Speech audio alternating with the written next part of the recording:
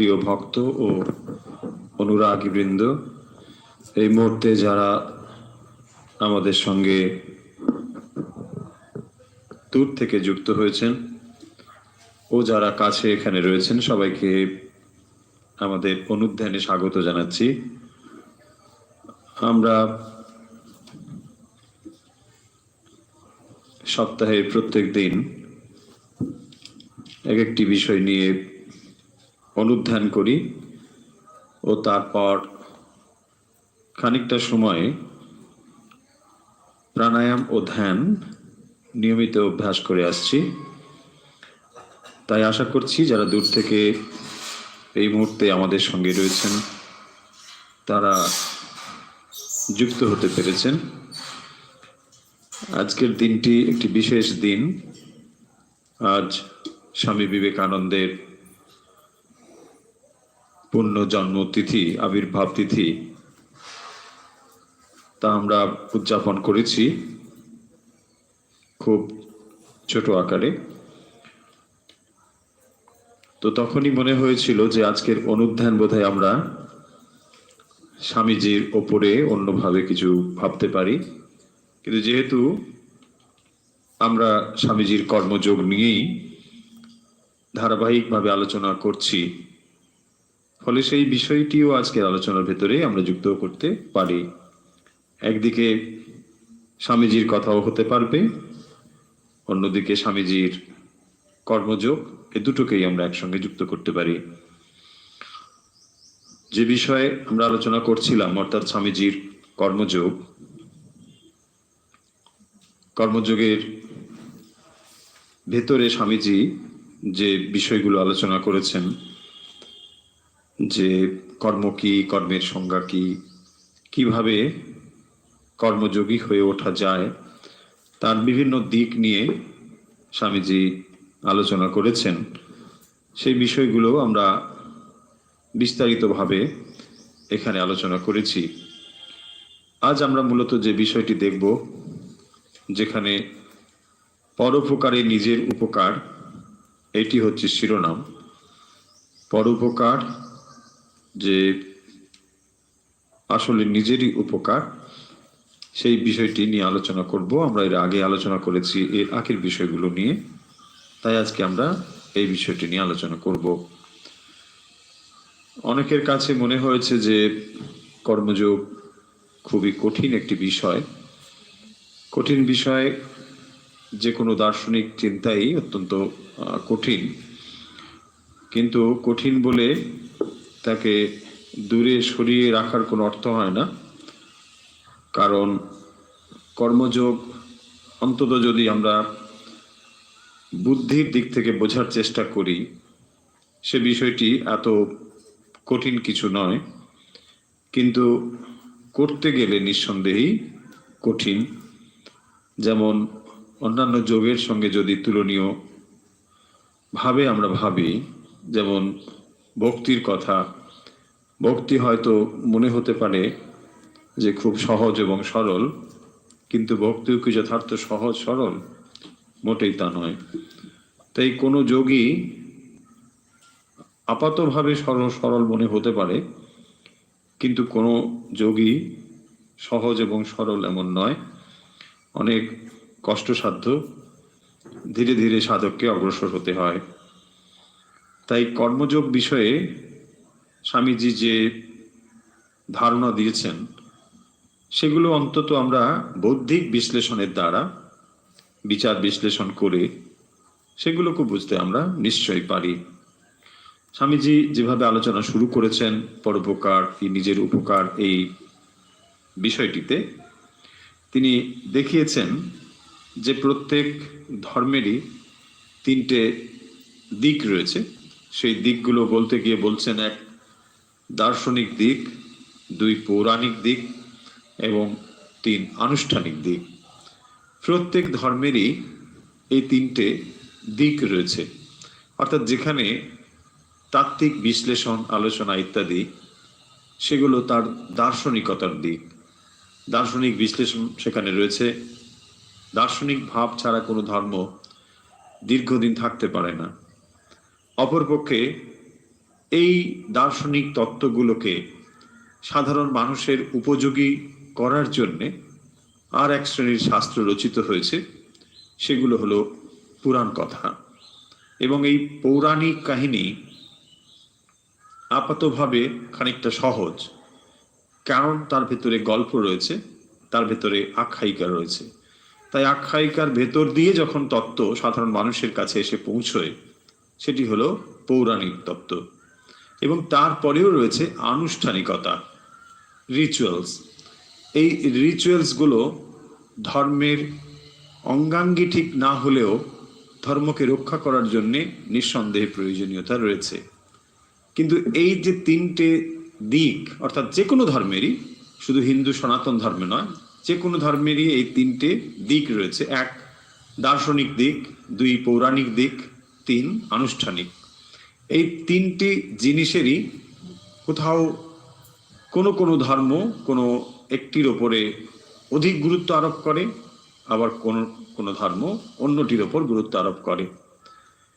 যখনই এর ভেতরে একটি সাম্য ভাব বিনষ্ট হয়, সমতা চলে যায়, তখনই আমরা দেখব ধর্মের গ্লানি তৈরি হয়।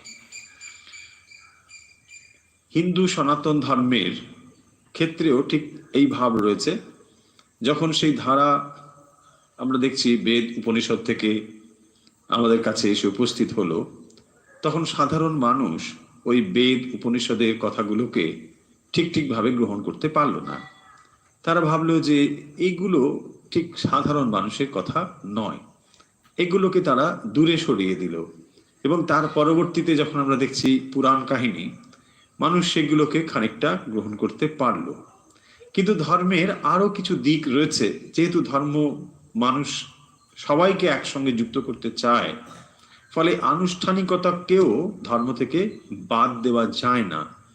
দেখবেন সাধারণ মানুষ যারা, তারা আমরা কি করি, যখন কোথাও বড় কোনো মেলা হয়, অনুষ্ঠান হয়, তখন সেখানে প্রচুর মানুষ ভিড় করে।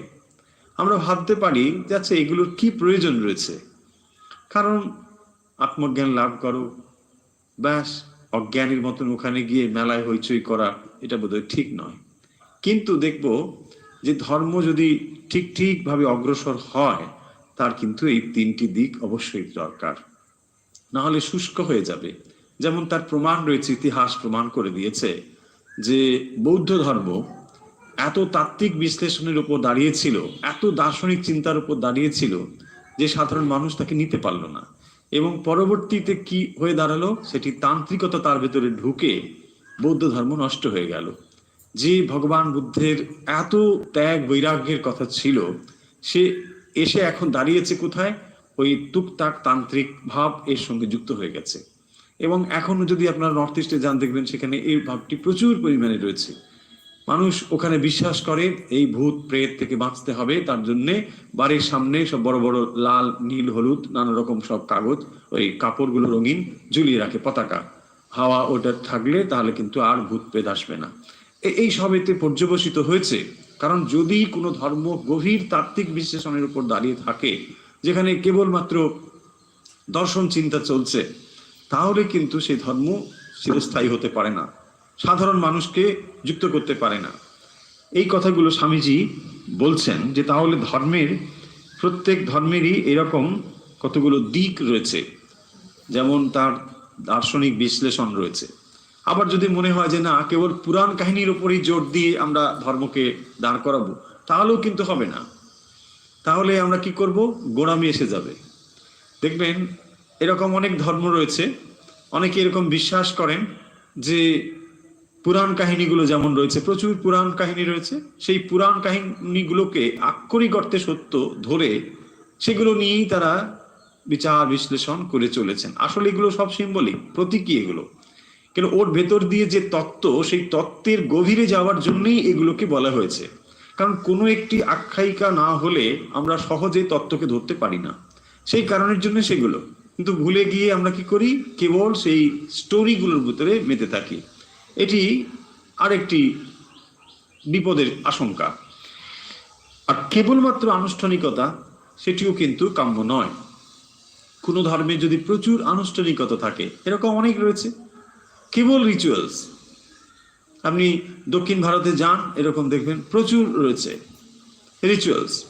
সকালবেলা ঘুম থেকে উঠলো, মন্দিরে গেল, বিভূতি ধারণ ইত্যাদি। খারাপ বলছি না, কিন্তু তারা যদি এটাকেই ধর্মের সব জিনিস বলে মনে করে তাহলেই সমস্যা। যে আমরা এই করলাম, ব্যাস সারাদিন অন্য দিকে চলেছে জীবন, কিন্তু সকালবেলা একবার মন্দিরে গিয়ে বিভূতি ধারণ করে চলে এলাম, ভাবলাম সব হয়ে গেল।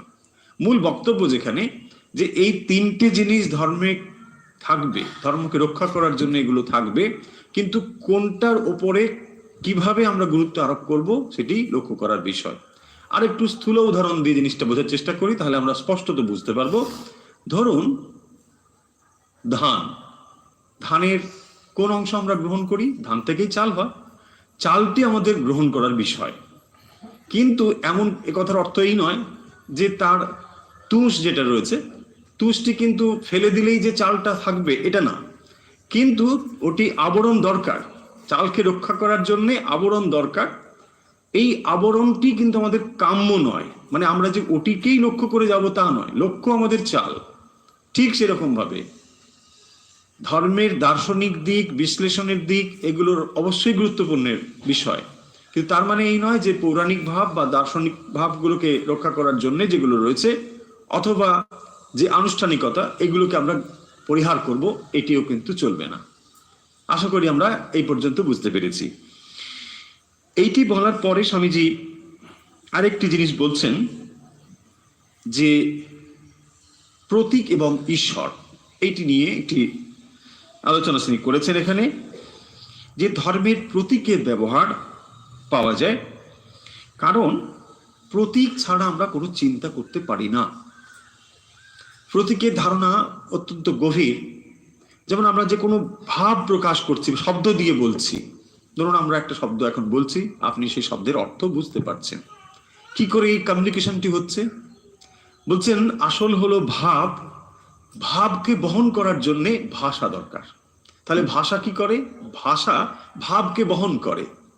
এমন হতে পারত আমি এরকম শব্দ উচ্চারণ না করে অন্য কোনো শব্দ উচ্চারণ করলেও আপনি সেই ভাবকে ধরতে পারতেন, হতে পারে।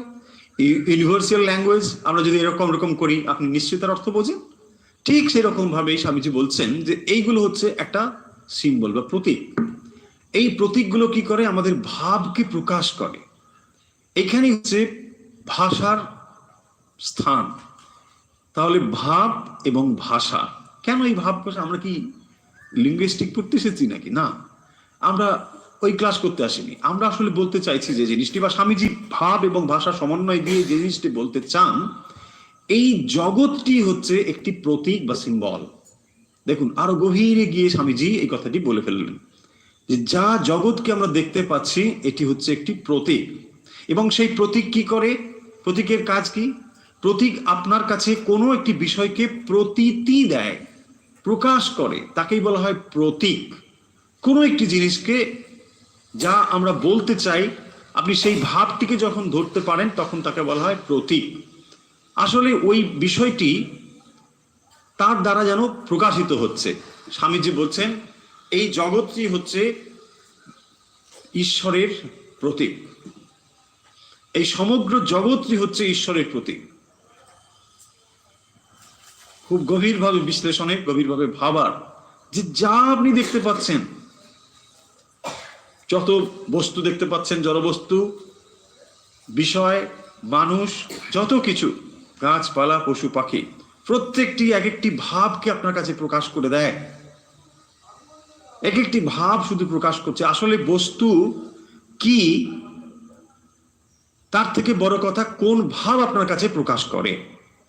দেখুন শ্রীরামকৃষ্ণ এই কথাটি অন্যভাবে, অন্য একটি উপমা দিয়ে বুঝিয়েছেন, যে একটি মানুষ সে কত রকম ভাব প্রকাশ করে। যেমন একজন মানুষ, তিনি কারোর স্ত্রী, তিনি কারোর মা বা অন্য কোনো সম্পর্কের সঙ্গে যুক্ত। একজনই মানুষ, কিন্তু অনেক অনেক মানুষের কাছে অনেক অনেক রকম ভাবে প্রকাশ করে। এটি হচ্ছে সিম্বলিক, যে যখনই একজন আরেকজন মানুষকে তার সামনে দেখছেন, তখন পুত্র ভাবছেন ইনি আমার মা, স্ত্রী বা স্বামী ভাবছেন তার স্বামী অথবা স্ত্রী বিপরীতভাবে। ঠিক এইরকম বলছেন, এই যে পারস্পরিক জগৎ, এখানে আমরা এইভাবেই সমস্ত কিছুকে দেখছি এবং প্রত্যেকটি জিনিসই হচ্ছে সেই জন্যে এটি একটি প্রতীক বা সিম্বল, এবং সমগ্র জগৎই হচ্ছে ঈশ্বরের প্রতীক। এই কথা বলে স্বামীজি বলছেন যে আমরা এটিতে শুনে এসেছি যে আমাদের কর্তব্য হলো পরের উপকার করা। আমরা জানি অপরের উপকার করা ভালো কথা, নিঃসন্দেহে দরকার। অপরের প্রতি আমাদের কর্তব্য অপরকে সাহায্য করা, জগতের উপকার করা। স্বামীজি প্রশ্ন দিচ্ছেন, কেন আমরা জগতের উপকার করব? জগতের উপকার আমরা কেন করব? কি উত্তর হতে পারে? কি উত্তর হতে পারে জগতের উপকার? স্বামীজি উত্তর দিচ্ছেন যে জগতের উপকার আমরা করব এই কারণের জন্যে যে এটি জগতের প্রয়োজনে নয়, আমাদের প্রয়োজনে, আমার নিজের প্রয়োজনে। সেটা কিরকম স্বার্থপরের মতো কথা? স্বার্থপরের মতো কথা নয়। কথাটি হলো যে যখনই আপনি অপরের সাহায্য করার কথা ভাবছেন এবং যখন ভাবছেন যে আপনার দ্বারা ওকে আপনি উপকৃত করবেন, তখন কি পরোক্ষভাবে আপনি ঈশ্বরের নিন্দা করছেন না?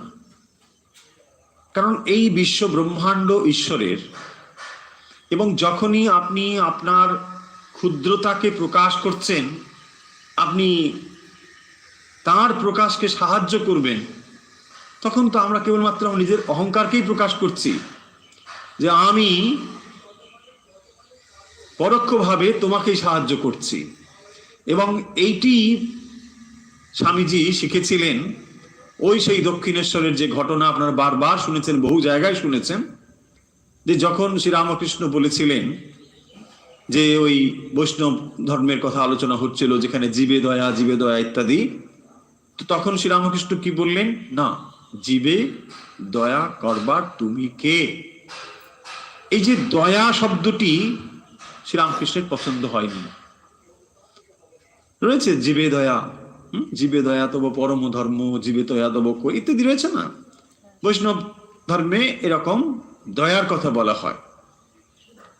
শ্রীরামকৃষ্ণ এই তখনই শুনেই তিনি সমাধিমগ্ন হয়েছেন এবং বুদ্ধিত হয়ে বলছেন, মানুষ কখনো দয়া করতে পারে না।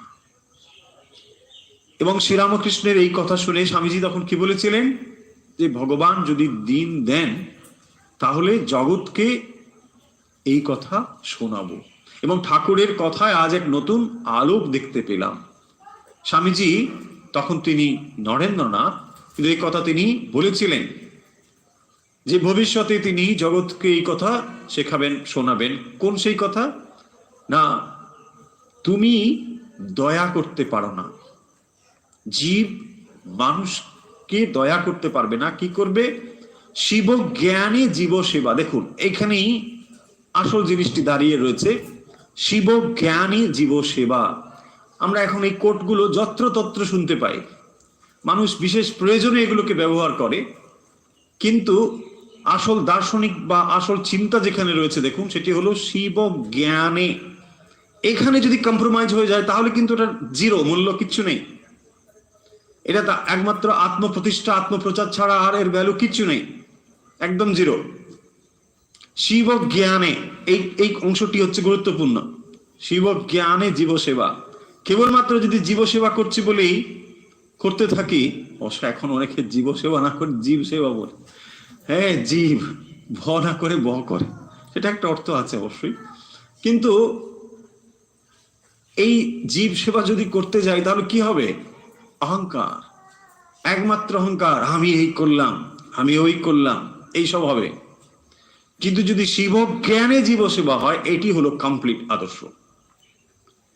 সেই কারণের জন্য স্বামীজি বলেছিলেন যে আজ এক নতুন কথা শুনলাম।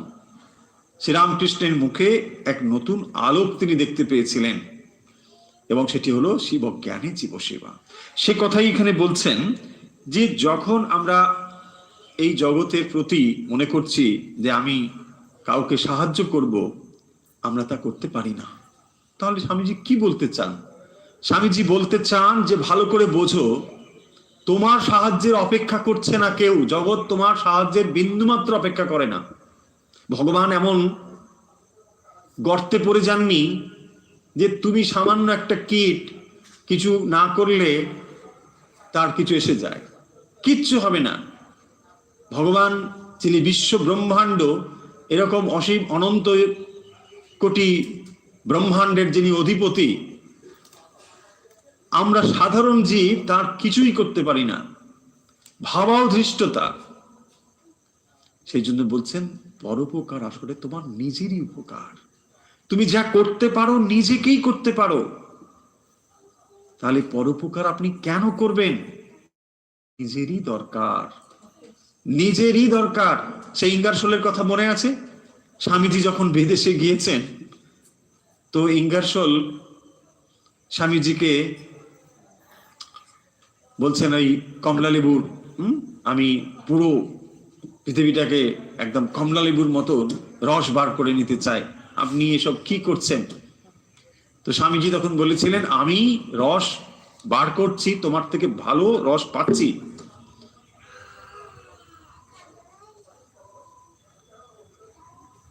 স্বামীজি সারা ভারতবর্ষ ঘুরে এই তত্ত্ব দেখেছিলেন, এই তত্ত্বকে জেনেছিলেন যে মানুষের ভেতরে ভগবান আছেন এবং তাকে জানার জন্যে কর্মযোগের অত্যন্ত জরুরি। এবং সেই কর্মযোগের আদর্শটি কি, সেটি স্বামীজি পরপর বলছেন যে জগতের তোমার কাজ করার এই জন্যে প্রয়োজন যে তোমার নিজের বিকাশের জন্য, তোমার নিজের পূর্ণতার জন্যে। কারণ যত সময় পর্যন্ত তুমি এই বোধ পোষণ করো যে আমি জগতের উপকার করব, তার মানে তুমি আসলে নিজেকেই উপকার করে চলেছ। কি হয়, যখনই আমরা মানুষের জন্য কোনো কিছু করি, তখন প্রকারান্তরে আমরা নিজেদেরকেই ভালো করি, নিজেদের ভালো করছি। আসলে কি হয় না, নিজের ভেতরে যে সংকীর্ণতা রয়েছে সেই সংকীর্ণতাকে আমরা প্রসারিত করি, আর কিচ্ছু হয় না। কারণ আমরা দেখবেন যখন ভগবানের উদ্দেশ্যে হোক বা মানুষের উদ্দেশ্যে কোনো কিছু করছি, তখন কি করছি না, আমার আমিটাকে, যে ক্ষুদ্র আমি, সেই আমিকে আমি যেন আর খানিকটা প্রসারিত করছি, খানিকটা করে প্রসারিত করবার চেষ্টা করছি। এবং এই আমি প্রসারিত হওয়ার নামই হচ্ছে ঈশ্বর অভিমুখী যাত্রা, আর কিচ্ছু নয়। এই আমিটিকে যখন ক্ষুদ্র আমিত্বের দ্বারা আবদ্ধ করে রাখি, তখন আমি স্বার্থপর হয়ে যাই, সংকীর্ণ হয়ে যাই। তাই বাঁচা, স্বামীজি বলছেন, সেই মানুষই যথার্থ অর্থে বাঁচে যে বাঁচে অপরের জন্য। কেবলমাত্র নিজের জন্য যে বাঁচে, স্বামীজি বড় কড়া কথায় বলছেন, সে জীবিত হলেও মৃত। বড় কড়া কথা স্বামীজি বলছেন। স্বামীজি বলতে পারেন, স্বামীজির মুখে সাজে সে কথা, বলছেন সেই মানুষ বেঁচে আছে কিন্তু মৃত অবস্থায়।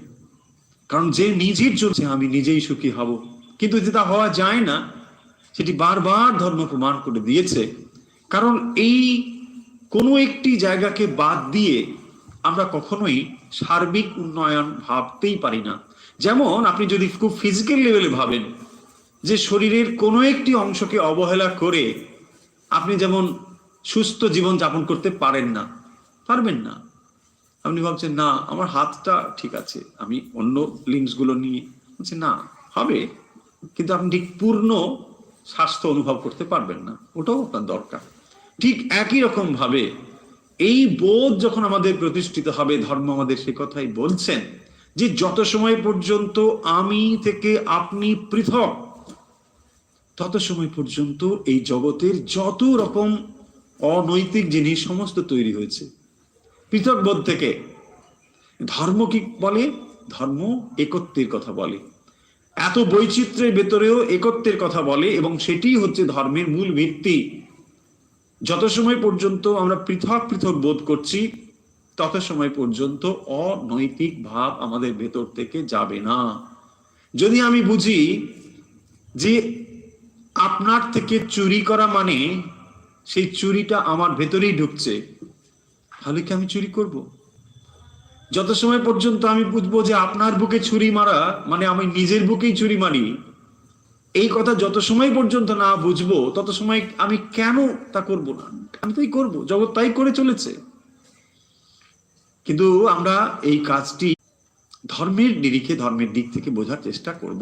স্বামীজি সেই জন্য এখানে বলছেন যে এই সুন্দর জগৎ অতি মঙ্গলময়, কারণ এখানে আমরা অপরকে সাহায্য করিবার সময় ও সুবিধা পাই।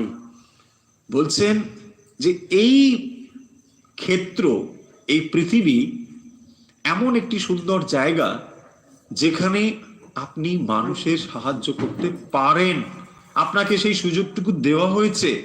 আপনি ধন্যবাদ দিন যে আপনি এটি করতে পারেন।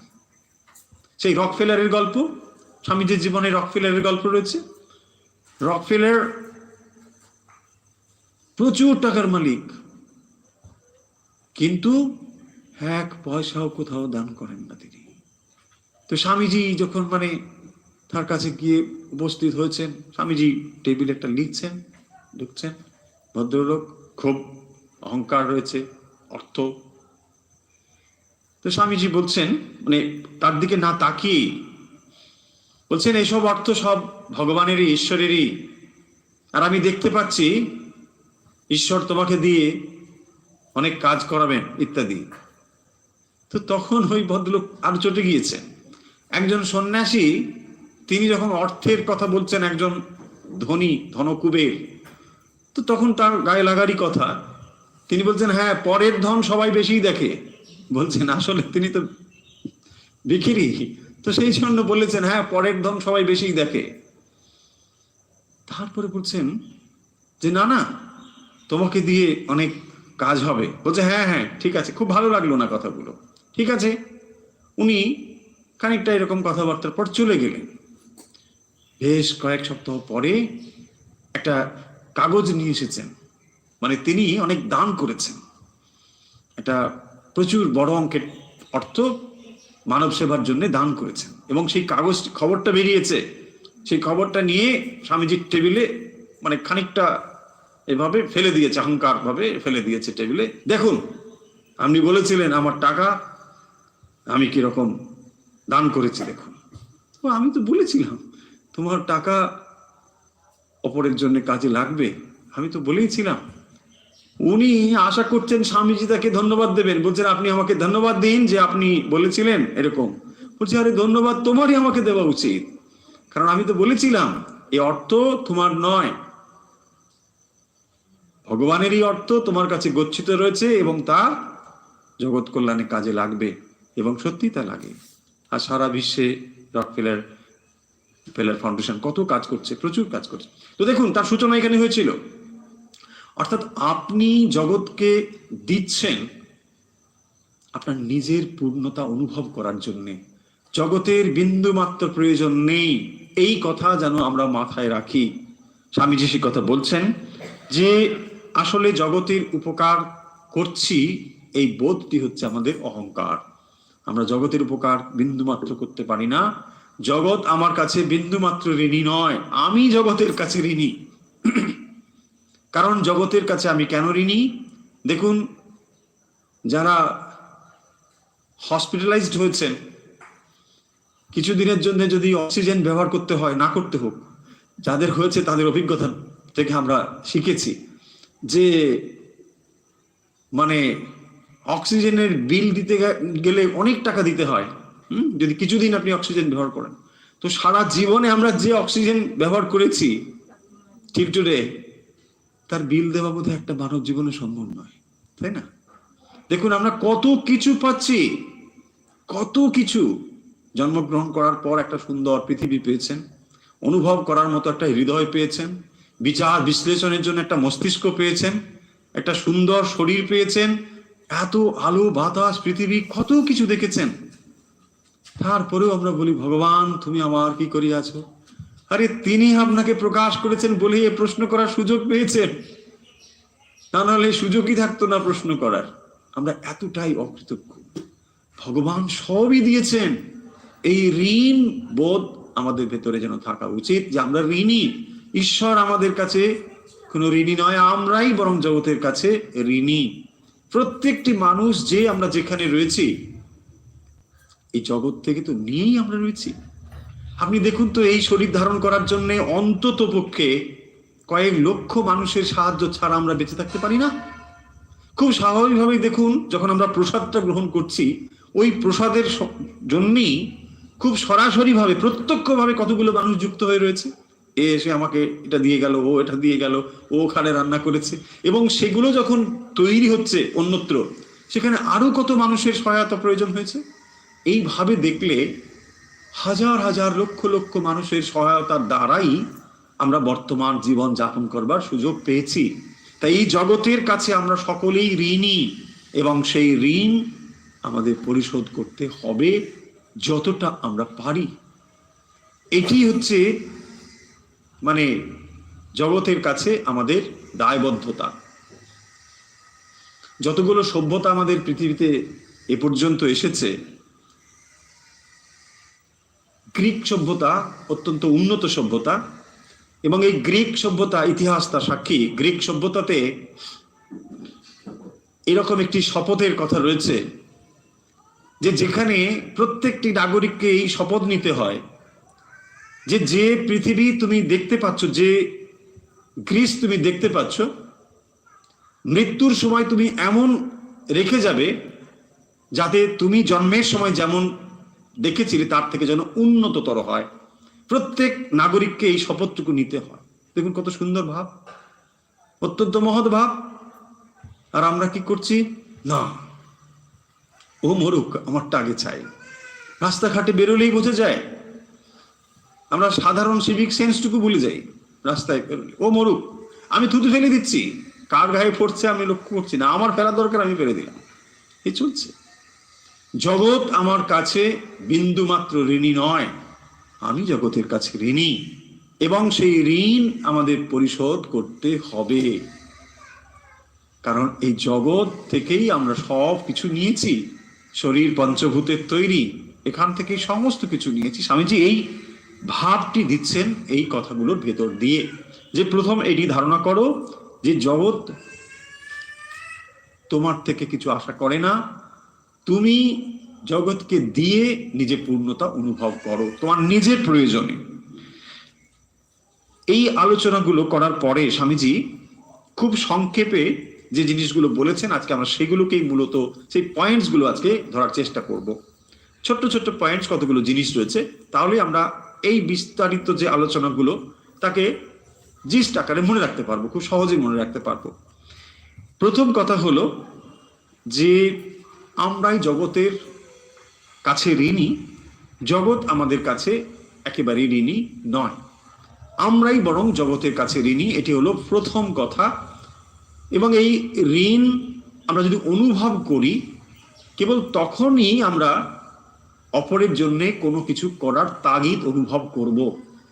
কারণ যখনই আমার ভেতরে এই অভাব, অপূর্ণতা অনুভব করব যে হ্যাঁ, আরে আমি দায়বদ্ধ, তাহলে আমি অপরের যে উপকার করছি এটি তখনই যথার্থ রূপে করতে পারবো, কারণ এটি আমার প্রয়োজন। কিসের প্রয়োজন? না, আমি নিয়ে বড় হয়েছি, এখন আমাকে দিতে হবে।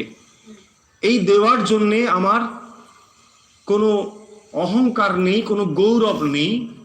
যখন আপনি ঋণ নিয়ে কাউকে দেন, আরে আপনি তো ঋণই নিয়েছেন, আপনি তো রিপে করছেন, এতে আপনার ক্রেডিট কি, তাই না? ঠিক সেই রকম আপনি যখন কাউকে কিছু দেন, প্রথমবার দিচ্ছেন, সেখানে আপনি অহংকার করতে পারেন যে আমি দিচ্ছি, কিন্তু যখন আপনি রিপে করছেন তখন আপনার অহংকারের কিছু নেই। আপনি নিয়েছিলেন অলরেডি, আপনি ঋণ গ্রহীতা, এখন আপনি দিচ্ছেন, এটাতে আপনার গৌরবের কিছু নেই।